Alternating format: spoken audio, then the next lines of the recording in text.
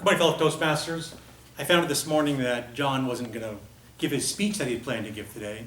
And so I asked myself, what information does the club need? And sometimes we come to this situation in Toastmasters where it's not about something I need to say myself, but the question is, what does the audience need today? And I thought, there's a number of miscellaneous tips that we've learned over the years that don't always get transferred. So I want to just talk about them today in no particular order. So the first one is writing an introduction. One of the best ways to frame your speech properly is to give the Toastmaster an introduction. A lot of people make the mistake when giving a speech of wanting it to be a surprise. They're like, oh no, I don't want to give too much away in my title even. They're thinking of it like a movie or a book. The problem is, if you're not clear in your speech, the audience, they only have one chance through it. They can't pause, they can't go back. And so what you really want is clarity. Writing an introduction for the Toastmaster to read will help with this clarity. It can help introduce you properly and help introduce your speech. Sometimes you'll give us a speech title, you'll write it on it, give it to the Toastmaster, and it's Climbing Kilimanjaro. And rather than reading the title as, please help me welcome Vishal giving a speech, Climbing Kilimanjaro, they decide to improvise a little bit and say, Vishal's going to talk about the time he climbed Kilimanjaro. He might have been using it metaphorically. Nothing to do with him actually climbing Kilimanjaro. And so by framing an introduction yourself and giving it to the Toastmaster, you set the exact tone you want.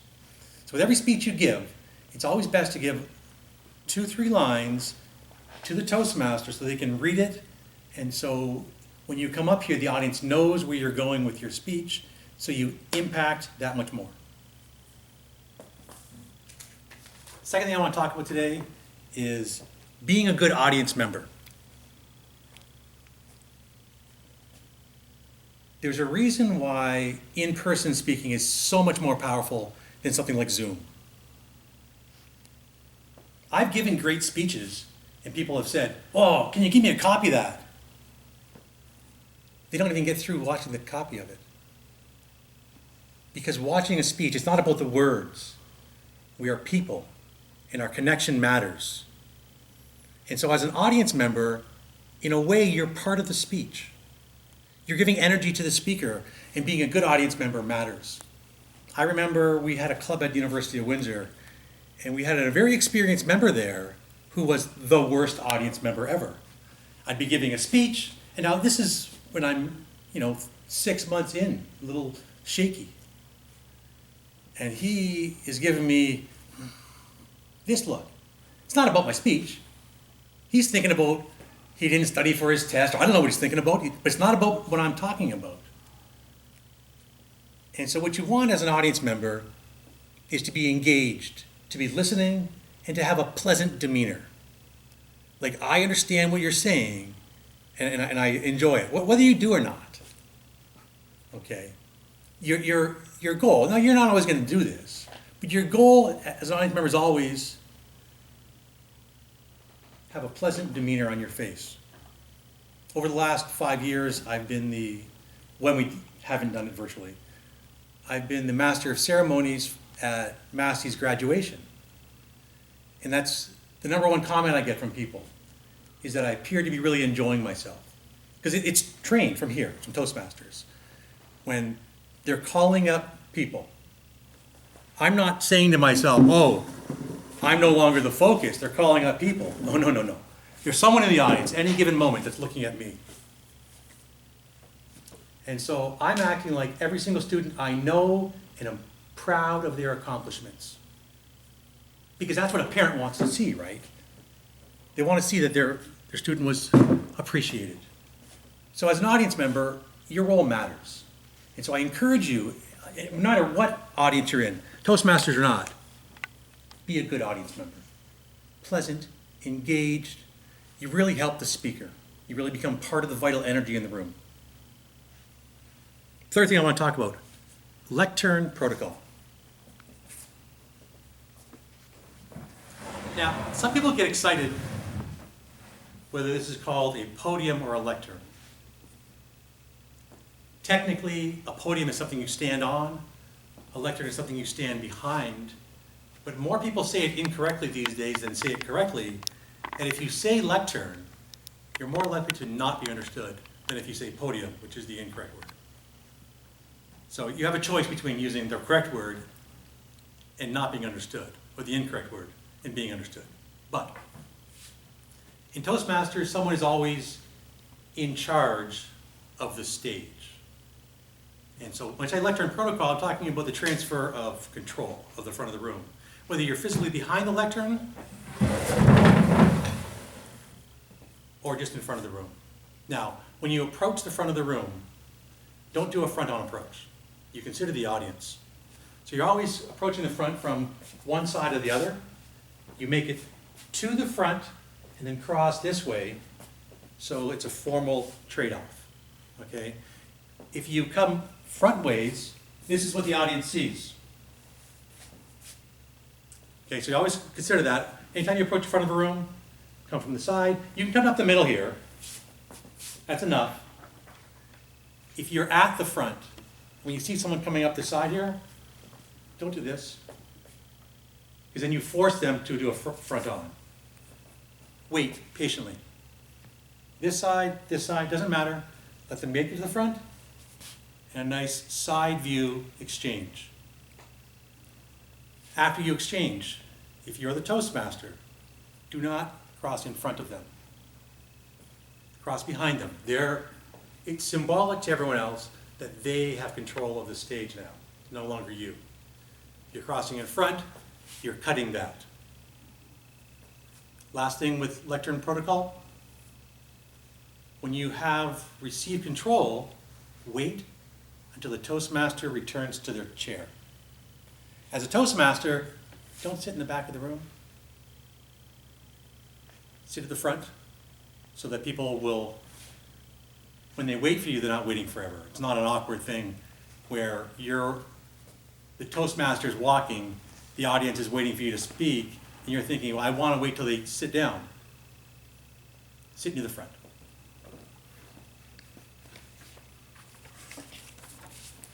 Next thing I want to talk about is meeting roles.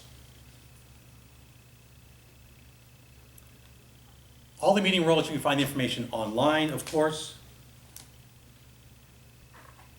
The Word Master, Listen Up Master, and Timer are roles that we traditionally allow guests to do. So it's important that everyone in the room knows how to do these. So word of the day, as you saw Chris do, introduce a word. Ideally, you bring your own word.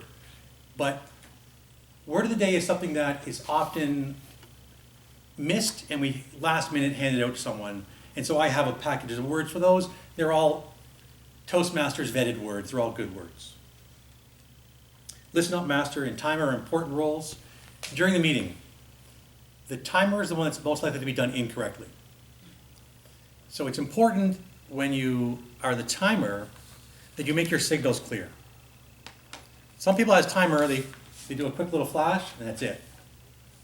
Now when we have a light box, you leave the light on the full time. With cards, just make sure you hold it up long enough so that the person can see and knows, okay, it's green. Not just a quick flash, make sure they know. Yeah, we got it. Listen Up Master, what you're looking for is content. You're looking for a variety of questions. You're looking for obscure ones, and you're looking for simple ones. You want some that everyone gets, and you want some that maybe no one gets, or maybe one person gets, because it's really satisfying when you get the hard ones. Last of my miscellaneous tips that I want to talk about today is how do you talk to a guest? Every time I email a guest, I always tell them get here 5-10 minutes early. 10-15 minutes early. Sometimes they actually do. Mostly they don't. But when they do, this is your opportunity to talk to them. When you're talking to a guest, what you want to do, there's two things you want to do. Is figure out why they're here and explain what Toastmasters is. Okay? And so this is not some kind of multi-level marketing thing where we're trying to trick people into joining our group. What we want is clarity. We want to make sure that you understand what this is, and we understand how it's going to match your needs. Okay, so we're always looking for absolute clarity. Because what I don't want is me to tell you that this is the best thing ever, you're going to come here 3 meetings from now, you're going to be an excellent speaker. You come, 3 meetings later, you're like, oh, I'm not an excellent speaker yet. I don't want to trick you into this. I want you to know exactly what this is, because I want you to find fulfillment here, or not come. I don't want you to waste your time. I want you to recognize this is a process.